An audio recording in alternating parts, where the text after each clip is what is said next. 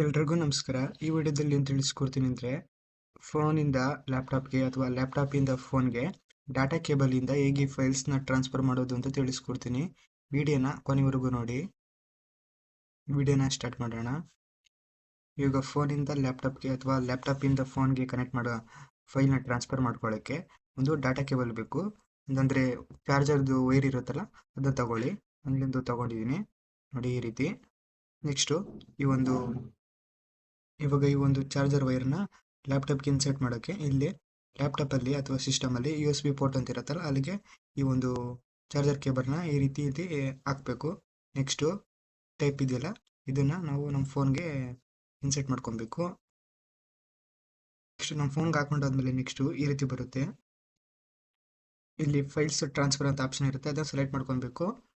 ಆಗ ಸಿಸ್ಟಮ್ಗೆ ಅದು ಕನೆಕ್ಟ್ ಆಗುತ್ತೆ. ಈಗ ಕನೆಕ್ಟ್ ಆಗಿದೆ. ಈಗ ಫೈಲ್ಸ್ನ ಟ್ರಾನ್ಸ್ಫರ್ ಮಾಡ್ಕೊಬೋದು. ಎಕ್ಸಾಂಪಲ್ಗೆ ಇಲ್ಲಿ ತೋರಿಸ್ತೀನಿ ನೋಡಿ. ಫೈಲ್ನ ಟ್ರಾನ್ಸ್ಫರ್ ಮಾಡ್ಕೊಳ್ಳೋಕ್ಕೆ ಇಲ್ಲಿ ಫೈಲ್ ಎಕ್ಸ್ಪ್ಲೋರ್ ಅಂತ ಒಂದು ಆ್ಯಪ್ ಇರುತ್ತೆ, ಇದ್ರ ಮೇಲೆ ಕ್ಲಿಕ್ ಮಾಡಿ. ಇಲ್ಲಿ ಫೋನ್ ಹೆಸರು ತೋರಿಸುತ್ತೆ. ಇಲ್ಲಿ ಎಕ್ಸಾಂಪಲ್ಗೆ ತೋರಿಸ್ತಿದೆ ನೋಡಿ, ನಾನು ರೆಡ್ಮಿ ಫೋನ್ಗೆ ಡಾಟಾ ಕೇಬಲ್ನ ಕನೆಕ್ಟ್ ಮಾಡಿದೆ, ಅದಕ್ಕೆ ಇಲ್ಲಿ ರೆಡ್ಮಿ 8 ಫೋನ್ ಅಂತ ಇಲ್ಲಿ ತೋರಿಸ್ತಿದೆ. ನೆಕ್ಸ್ಟ್ ಇಲ್ಲಿ ನಾನು ಇವಾಗ ಇಲ್ಲಿ ರೆಡ್ಮಿ ಅಂತ ಇದೆಯಲ್ಲ, ಅದ್ರ ಮೇಲೆ ಕ್ಲಿಕ್ ಮಾಡ್ತೀನಿ. ನೆಕ್ಸ್ಟ್ ಈ ರೀತಿ ಬರುತ್ತೆ. ಇಂಟರ್ನಲ್ ಸ್ಟೋರೇಜ್ ಆಪ್ಷನ್ ಇರುತ್ತೆ, ಅದ್ರ ಮೇಲೆ ಕ್ಲಿಕ್ ಮಾಡ್ತೀನಿ. ಆಗ ಆ ಫೋನಲ್ಲಿರೋ ಫೋಲ್ಡರ್ಗಳನ್ನೆಲ್ಲ ತೋರಿಸುತ್ತೆ. ಇಲ್ಲಿ ಯಾವೊಂದು ಫೋನಲ್ಲಿರೋ ಫೋಟೋಸು, ವಿಡಿಯೋಸು ಅಥವಾ ಡಾಕ್ಯುಮೆಂಟ್ಸು ನಾವು ಇಲ್ಲಿ ನೋಡ್ಕೊಬೋದು.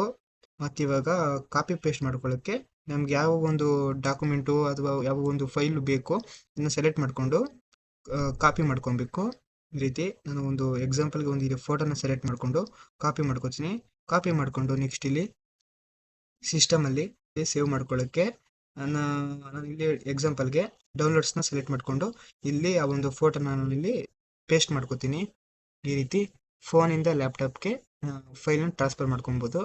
ಸೇಮ್ ಇದೇ ರೀತಿ ಲ್ಯಾಪ್ಟಾಪಿಂದ ಫೋನ್ಗೂ ಟ್ರಾನ್ಸ್ಫರ್ ಮಾಡ್ಕೊಳ್ಳೋದು ಈಸಿನೇ. ಇವಾಗ ಲ್ಯಾಪ್ಟಾಪಲ್ಲಿ ಎಕ್ಸಾಂಪಲ್ಗೆ ಇಲ್ಲಿ ಒಂದು ಡೌನ್ಲೋಡ್ಸಲ್ಲಿ ಒಂದು PDF ಇದೆ. ಇಲ್ಲಿ ಈ ಒಂದು PDFನ ನಾನು ಸೆಲೆಕ್ಟ್ ಮಾಡ್ಕೋತೀನಿ. ಸೆಲೆಕ್ಟ್ ಮಾಡಿಕೊಂಡು ಇದನ್ನ ಕಾಪಿ ಮಾಡ್ಕೋತೀನಿ. ಕಾಪಿ ಮಾಡಿಕೊಂಡು ನೆಕ್ಸ್ಟ್ ಇಲ್ಲಿ ಫೋನ್ಗೆ ಟ್ರಾನ್ಸ್ಫರ್ ಮಾಡ್ಕೊಳ್ಳೋಕ್ಕೆ ಇಲ್ಲಿ ರೆಡ್ಮಿ ಅಂತ ಫೋನ್ ಹೆಸರು ತೋರಿಸ್ತಿದ್ದಿಲ್ಲ, ಅದ್ರ ಮೇಲೆ ಕ್ಲಿಕ್ ಮಾಡ್ಕೋತೀನಿ. ಕ್ಲಿಕ್ ಮಾಡಿಕೊಂಡು ಇಲ್ಲಿ ಯಾವ ಫೋಲ್ಡರಲ್ಲಿ ಆ ಫೋಟೋನ ಸೇವ್ ಮಾಡ್ಕೋಬೇಕು ಅಂತ ಇರ್ತೀವಿ, ಆ ಒಂದು ಫೋಲ್ಡರಲ್ಲಿ ಆ ಫೋಲ್ಡರ್ನ ಸೆಲೆಕ್ಟ್ ಮಾಡಿಕೊಂಡು ಅಲ್ಲಿ ನಾವು ಆ ಒಂದು ಫೈಲ್ನ ನಾವು ಇಲ್ಲಿ ಪೇಸ್ಟ್ ಮಾಡ್ಕೊಬೋದು. ಈ ರೀತಿ ಇದಾಗಿತ್ತು ಈ ಒಂದು ವಿಡಿಯೋ. ಲ್ಯಾಪ್ಟಾಪಿಂದ ಫೋನ್ಗೆ, ಫೋನಿಂದ ಲ್ಯಾಪ್ಟಾಪ್ಗೆ ಫೈಲ್ನ ಟ್ರಾನ್ಸ್ಫರ್ ಮಾಡೋದು ಹೇಗೆ ಅಂತ. ವಿಡಿಯೋ ಇಷ್ಟ ಆದರೆ ಒಂದು ಲೈಕ್ ಮಾಡಿ, ಶೇರ್ ಮಾಡಿ. ನೆಕ್ಸ್ಟ್ ನಾನು ಇದೇ ಥರದ ವೀಡಿಯೋಸ್ನ ಅಪ್ಲೋಡ್ ಮಾಡಿದಾಗ ನೀವು ನೋಡಬೇಕು ಅಂದರೆ ಈ ವಿಡಿಯೋ ಕೆಳಗಡೆ ಫ್ರೀಯಾಗಿ ಸಬ್ಸ್ಕ್ರೈಬ್ ಅಂತ ಬಟನ್ ಇರುತ್ತೆ, ಕ್ಲಿಕ್ ಮಾಡಿ. ಪಕ್ಕದಲ್ಲಿರೋ ಬೆಲ್ ಐಕಾನ್ ಮೇಲೆ ಕ್ಲಿಕ್ ಮಾಡಿ, ಆಲ್ ಅಂತ ಸೆಲೆಕ್ಟ್ ಮಾಡಿ.